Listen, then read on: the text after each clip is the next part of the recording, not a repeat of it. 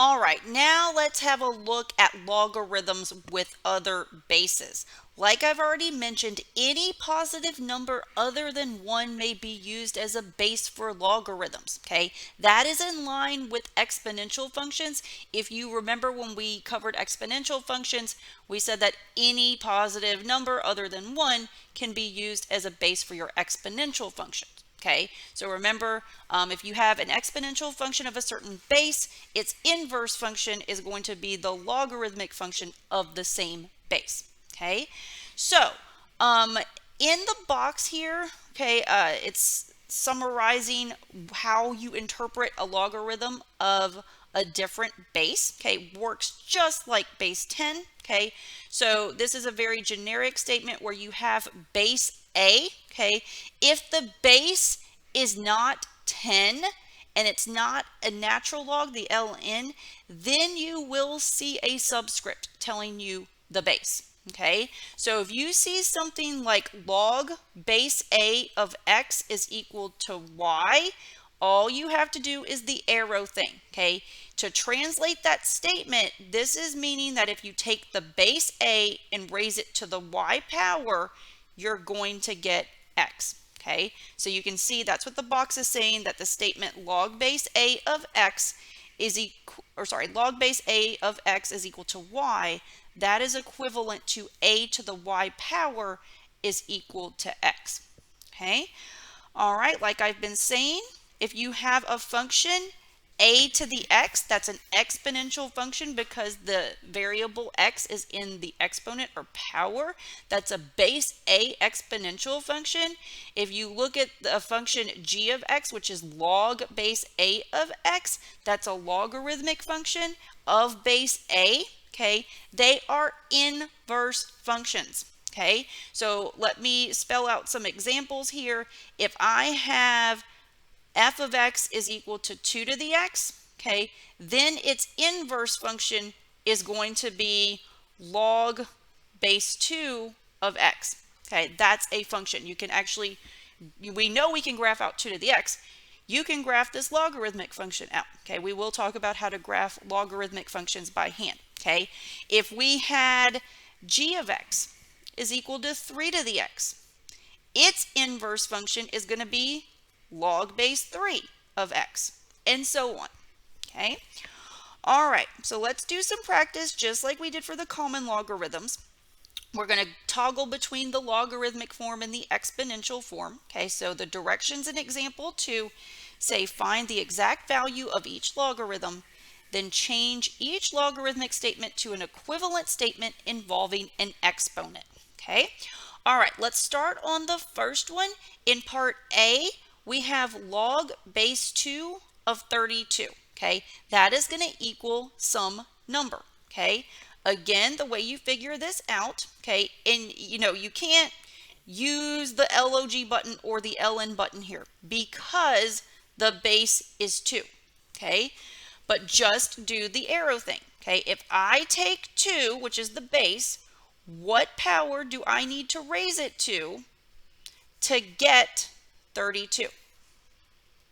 Okay, I'm trying to figure out that power. Okay, so we know 2 to the first power, let me write it like this, 2 to the first power is 2. 2 squared is 2 times 2, that's 4. 2 cubed, that's 2 times 2 times 2, that's 8. 2 to the fourth, 2 times 2 times 2 times 2, that's 16. And then 2 to the fifth, 2 times 2 times 2 times 2 times 2, that's 32. Okay, so the answer is going to be 5. Okay, if you take the base and raise it to the 5th power, you're going to get 32. Okay, so in logarithmic form, rewrite the statement as log base 2 of 32 is equal to 5. In exponential form, which is just a translation of the logarithmic statement, 2 to the 5th is equal to 32. All right, moving on. Okay, part B, log base 4 of 1 over 64 is equal to what? Okay, again, the answer is going to be a number. Okay, so this time your base is 4. Okay, you're trying to figure out what power do I need to raise 4 to get 1 over 64. Okay, so we saw with common logarithms, if you're trying to come up with a fraction or a decimal, you're going to be looking at negative powers. Okay, so if we take the base and start raising it to negative powers, 4 to the negative 1, that's going to be 1/4. Okay, 4 to the negative 2, that's going to be 1 over 4 squared. That's going to be 1/16. 4 to the negative 3, that's going to be 1 over 4 cubed. Okay, so that's going to be 1 over 4 times 4 is 16 times 4 is 64. So boom, there it is. Okay, it's going to be this. Okay, so the answer here is going to be negative 3. 4 to the negative 3 power is 1 over 64. Okay, there you go. Okay, so that's the answer that goes here. Okay, and you can see the difference between the logarithmic form and the exponential form. Okay, all right, moving on to part C. Log base 1/2 is equal to 16. Okay, this is going to be a tricky one. You're trying to figure out what power you need to raise 1/2 to get 16. All right, so I may look at a calculator on this one. Of course, I can't use a log button here, okay, but I can try raising 0.5 to some powers, okay? If I do 0.5, which is 1/2, and I raise it to the first power, or I raise it to the second power, okay, I am not getting numbers bigger than 1, okay? I can do another one if I did 0.5 to the third power, okay? I'm getting these decimal numbers and I don't like that. Okay, so let's try negative powers. So if I say 0.5 to the negative 1, that's 2, 0.5 to the negative 2, that's 4. So we're going in the right direction here. We just need to figure out the power. Okay, almost there. I bet it's going to be negative 4. Okay, there it is. Okay, if you take 1/2 or 0.5 and raise it to the negative 4 power, you will get 16. Okay, so this answer is going to be negative 4. Okay, and you know, you can go back and look at the rules of exponents, okay, to see that. Okay, if we had 1/2 and we raised that quantity to the negative 4 power, remember, you can raise the numerator to the power and the denominator to the power. And then to eliminate negative exponents, you would trade places in the fraction. So the 1 to the negative 4 would go to the bottom, but you'd change the sign of the exponent. The 2 to the negative 4 would go to the top, change the sign of the exponent. That's going to give you 2 to the 4th over 1 to the 4th. The bottom's going to be 1. The top is 2 times 2 is 4 times 2 is 8 times 2 is 16. Okay. All right. Now we're going to get into radicals again. Okay. If you look at part D, the base here is 5. This is a base 5 logarithm. If we take 5, the base, what power do we need to raise it to get this quantity? Okay, which is the cubed root of 25. Okay, all right. Let me go over here. Okay, remember, oops, I wrote the wrong thing down here. Should be the cubed root of 25. Okay, earlier I told you I wrote at the top of the page 1, make sure you understand how to convert between a radical and a power. Since we're dealing with a cubed root here, that's the same thing as raising the quantity to the 1/3 power. Okay, so if we come over here, okay, 25, the cubed root of 25 is the same thing as 25 to the 1/3 power. Okay, so then if we're comparing these two things, okay, we're trying to figure out what power to raise 5 to, not 25. But if you remember, 25 is the same thing as 5 squared. Okay, so what I have in yellow is the same. If you take 25 and raise it to the 1/3 power, okay, that's what I'm doing here. I'm just rewriting it. And then we've got a power raised to a power, so you would multiply the exponents. Okay, so what I figured out here is that I've got to raise 5 to the 2/3 power to do this. Okay, so this was really tricky, but that's how I reasoned through this. Okay, all right, so 5 to the, oops, let me put that in red. 5 to the 2/3 power is going to give you the cubed root of 25. Okay, so the answer here is 2/3. I know this is a weird one. Okay, you can check yourself on the calculator. If you did 5 to the 2/3 power, okay, that is the same thing as, let me see here. If I go to math and I pick option 4 for a cubed root, okay, cubed root of 25, you get the same decimal expansion.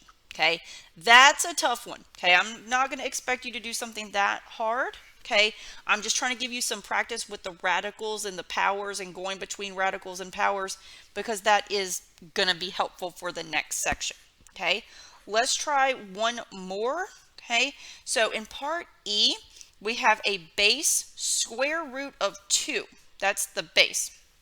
All right, so yes, it's a weird base, but we're going to treat it just like we do these other problems. Okay, if I have the base, what power do I need to raise it to get 4? Okay, so the square root of 2, what power do I need to raise it to get 4? Okay, let's try it. Okay, square root of 2 times the square root of 2. Okay, that's the square root of 4. Multiply the stuff underneath. Okay, so that's going to give you 2. Okay, that's not what we want. Okay, so now take where we left off, which is, well, square root of 2 times the square root of 2 times the square root of 2. Okay, if you multiply the square root of 2 times the square root of 2, that's going to give you 2. So this will become 2 square root of 2. And then let's try to multiply it by itself 4 times. Okay, this is going to be square root of 2 times the square root of 2 is 2. And then the square root of 2 times the square root of 2, that's going to give you another 2. So that will be 4. Okay, so you need to multiply the square root of 2 by itself 4 times, okay, to get 4. Okay, so this is going to be 4. Okay, so the answer here is 4. Okay, parts D and E are very, very tricky. Okay, but again, if you understand something like especially part A, okay, maybe B and C, you'll be okay. All right, so at the bottom, we're going to go through the properties of logarithms. These are the same properties we talked about for common logarithms, but now we're just generalizing it to be any base A. Okay, so here, if you just scan these, like I said, these are all base A. Okay, so what is the log base A of 1? Okay, well, you're trying to figure out, if I take the base, what power do I have to raise it to get 1? Okay, the answer is going to be 0, because anything to the 0 power is 1. Okay, all right, moving on to the next one. Okay, again, what is log base A? Well, actually, before we get to this one, hang on. If you saw, let's back up. If I actually put numbers on this, so if I gave you log, let me put it in a different color. If I gave you log base 6 of 1, okay, the answer would be 0.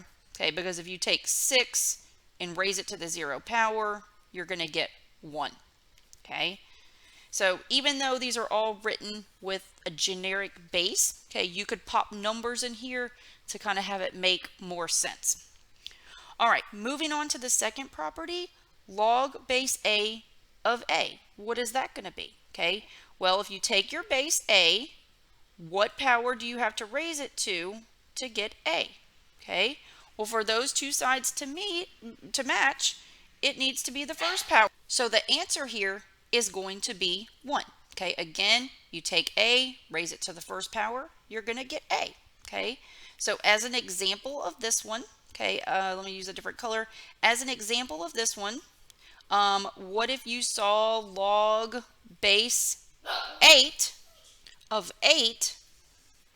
This would just be 1, okay, because if you took the base of 8 and raised it to the first power, okay, you're going to get 8. Okay? All right, moving on to the third property. Okay, what is log base a of a to the x? Okay, well, remember, log base a and a to the x, they're inverse functions. Okay, so since they're side by side, they are going to end up canceling out. Okay, if you wanted to really think about it, if you had well, let's do it like this. If you were trying to do the arrow thing on here, okay, if you take your base a, what power would you have to raise it to get this quantity, okay, which is a to the x? The only way those statements can match is if the power is x here, okay? So again, log base a and a to the x, the log base a and the a, they're going to cancel out because they're side by side and leave you with x, okay? So as an example, if you saw log base 11 of 11 to the x, the log base 11 and the 11 are side by side, they're going to cancel out and leave you with x, okay? If I had a number on this, log base 11 of 11 to the 12th power, okay? The 11, or the log base 11 and the 11 would cancel, and the answer would be 12, okay? All right, one more property, okay? A raised to the log base a of x, okay? Again, a and log base a are inverses. They're side by side. They're going to cancel, and the answer is going to be x, okay? So let me give you an example with some numbers on here. Let's see here. Let's say you had, I don't know, I'm running out of numbers. Let's say we had 3 raised to the log base 3 of, I don't know, 7. Okay? When you see this, the 3 and the log base 3 are side by side. They're going to cancel, and your answer is going to be 7. Okay? Keep in mind, if I had 3 raised to the log base 4 of 7, then the 3 in the log base 4 would not cancel. You need the exponential piece to match the logarithmic base. Okay, so this, you couldn't, I mean, this would still be some number, but you couldn't figure it out without a calculator. Okay, all right, so now we are going to turn our attention to the ln button on the calculator and talk about what the natural logarithm is. Okay, it's a logarithm just like all these other logarithms. It's just got a special base.